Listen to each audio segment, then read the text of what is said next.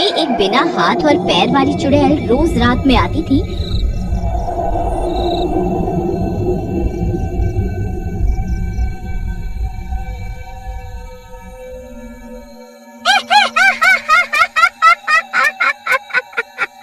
और एक औरत को अपने मुंह में दबा कर ले जाती थी।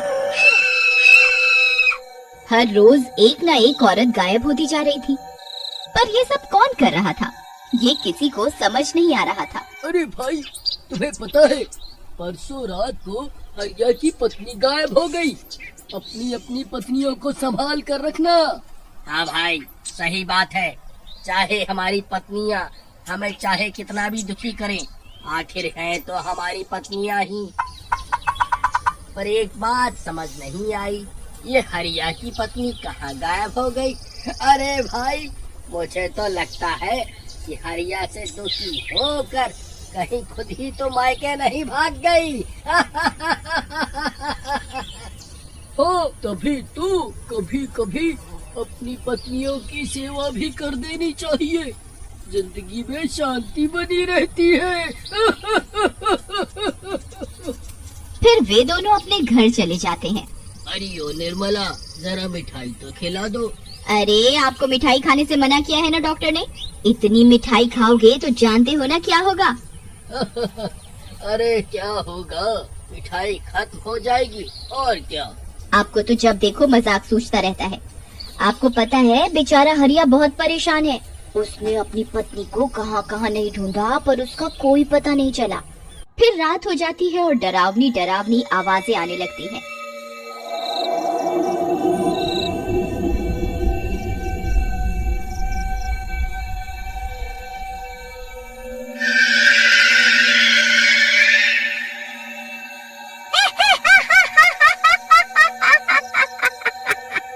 फिर चुड़ैल आती है और वह अपने मुंह में श्याम की पत्नी को दबा कर ले जाती है।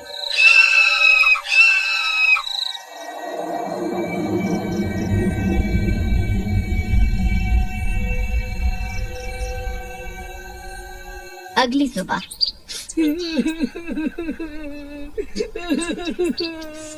अरे भाई, मेरी पत्नी का कोई पता नहीं।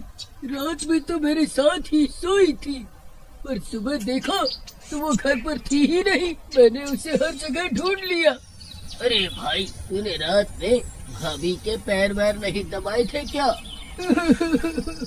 दबाए तो थे। उसने बोला भी था कि मुझे छोड़कर कभी नहीं जाएगी, फिर पता नहीं कहाँ गई। श्याम भैया, कल भाभी तो मेरे साथ ही थी। उनकी बातों से तो ऐसा नहीं लगा कि वो आपको छोड़कर जाने वाली है। अजी, ऐसा तो नहीं कि कुछ और ही गड़बड़ हो। अरे साफ साफ बोलो ना। मतलब आज रात को अगर हम पहरा दें तो पता लगाया जा सकता है कि आखिर माजरा क्या है। फिर हरिया और श्याम गणपत के घर पर ही रुक जाते हैं और घर की खिड़कियों पर छुपकर पहरा देने लगते हैं। फिर आधी रात होने पर, अजी देखिए, वो क्या है?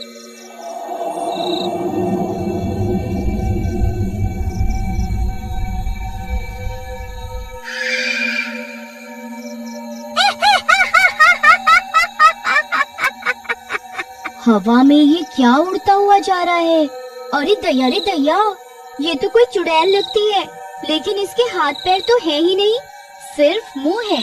ये कितनी डरावनी है। अरे भाई हरिया, तुम्हें पूरा यकीन है कि ये तुम्हारी पत्नी की ही साड़ी है? हाँ भाई, पक्का यकीन से कह सकता हूँ, ये लाल साड़ी उसी की है, क्योंकि उसके सारे कपड़े मैं ही तो इस्त्री करता हूँ। अरे प्रियतम। लो, सीखो कुछ हरिया भैया से, निकम्मे कहीं के। फिर इतने में वो चुड़ैल उन सब की आवाजें सुनकर उन्हें देख लेती है और उसी घर के बाहर खिड़की के पास आकर हवा में रुक जाती है।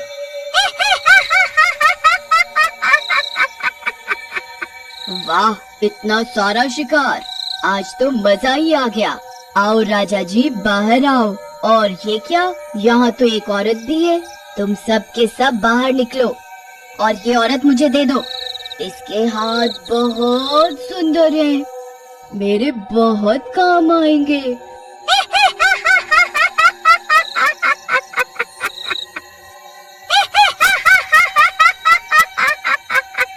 अच्छा, अभी रुक, तुझे अभी बताती हूँ। फिर निर्मला एक मशाल को जलाती है और खिड़की से बाहर की ओर उस चुड़ैल के सामने कर देती है। ले आ, अब डाल बुरी नजर मेरे पति पर। ये सिर्फ मेरे राजा जी हैं, तेरे नहीं। चल जा यहाँ से, नहीं तो इसी आग से तुझे जला दूंगी। अरे अरे अरे, वो पागल औरत ये क्या कर रही है? फिर वो चुड़ैल वहाँ से चली जाती है। अरे बाप रे निर्मला, आज तो तुमने बचा लिया। ये कितनी खतरनाक थी। तुम तो बड़ी साहसी निकली। लेकिन हमारे गांव में चुड़ैल कहाँ से आ गई? इसका मतलब गांव की औरतों को इसी ने गायब किया है। हाँ, लेकिन अब हमें बहुत चौकन्ना रहना होगा और ये पता लगाना होगा कि ये लोगों को उठाकर कहाँ ले जाती है।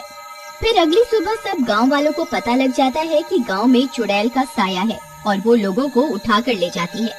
वे सब बहुत डर जाते हैं।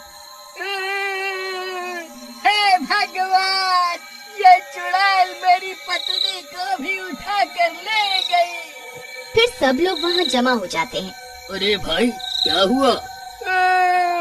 अरे देखो ना भाई, कल चुड़ैल आई और मेरी आंखों के सामने ही मेरी पत्नी को मुंह में दबा कर ले गई। अब क्या करें? इसका कोई ना कोई उपाय तो निकालना ही होगा। ऐसे तो ये हमारा सारा गांव ही खाली कर देगी। मेरे पास एक तरकीब है ये सब पता लगाने की। फिर सब गांव वाले मिलकर एक नकली पुतले को साड़ी पहनाकर घर के आंगन में लिटा देते हैं और खुद छिपकर देखने लगते हैं। निर्मला, तुम्हारी तरकीब तो काम करेगी ना? उसे पता तो नहीं चलेगा ना कि ये नकली है? आप तो ऐसे कह रहे हैं जैसे वो मेरी अम्मा लग रही है, जो उसके बारे में मुझे सब पता होगा। रुकिए जरा, अभी देखते हैं वो बेवकूफ बनती है या नहीं। अच्छा भगवान, इतना गुस्सा क्यों करती हो? फिर आधी रात होने पर चुड़ैल वहाँ आ जाती है और यहाँ वहाँ अपने शिकार को ढूंढने लगती है।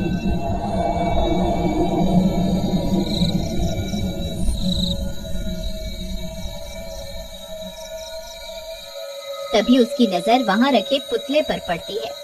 अरे वाह, आज तो मुझे अपना शिकार ढूंढना ही नहीं पड़ा। ये तो खुद ही मरने के लिए बाहर सो रही है। फिर जैसे ही वो चुड़ैल उसे मुंह से दबाकर उठा ले जाती है, वैसे ही गांव वाले छिप छिप कर उसका पीछा करते हैं। सब लोग हाथों में मशाल ले लेते हैं। अरे देखो, वो चुड़ैल तो घने जंगल की तरफ गई है। निर्मला, मुझे डर लग रहा है। अगर चुड़ैल मुझे पकड़ने आई तो उस दिन की तरह तुम मुझे बचा लेना। अपनी मशाल तो साथ लाई हो ना? जी हाँ, लाई हूँ, आपको कुछ नहीं होने दूंगी। आपके पास भी तो मशाल है ना? हाँ, रख तो ली है और एक डंडा भी, पर मारेगा कौन? ऐसे समय पर भी मजाक। चलिए, नहीं तो ये आपकी चुड़ैल रानी आगे निकल जाएगी राजा जी। फिर चुड़ैल घने और डरावने जंगल में आगे और आगे बढ़ती जाती है।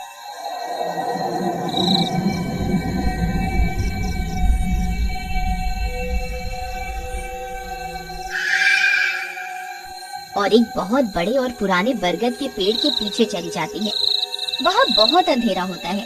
सब लोग डरते डरते आगे बढ़ते जाते हैं।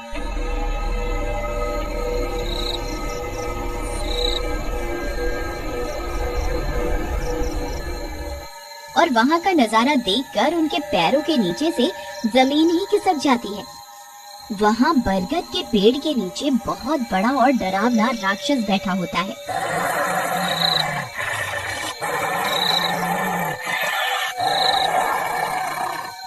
अरे ये क्या है? ये तो बहुत ही खतरनाक और बड़ा राक्षस है। अब हम क्या करेंगे निर्मला? हम तो एक ही चुड़ैल समझ रहे थे।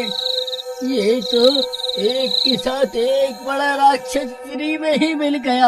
अरे निर्मला, मर गया रे।